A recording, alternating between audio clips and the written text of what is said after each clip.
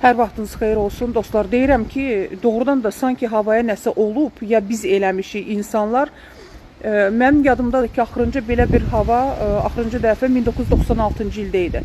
Yay aylarını mən nəzərdə tuturam. Ondan sonra da yəni normal yay olurdu. Plus minus indi iyunun ilk həftəsi ola bilər, 10 günlüyü.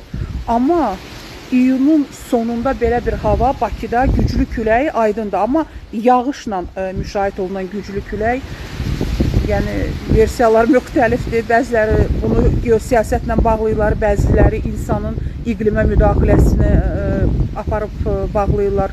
Bir çoxları da iddia edir ki, bu yaxınlarda bu İranın vurduğu bu Ərəbistan ərazisində olan iqlimin idarə edilməsi üzrə mərkəzdən sonra baş verdi.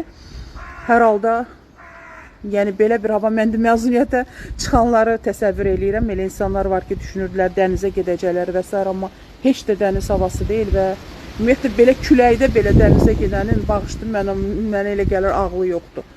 Dəhşət. Siz necə düşünürsünüz? Bu nədir bu? Nə vaxta qədər davam eləyəcək?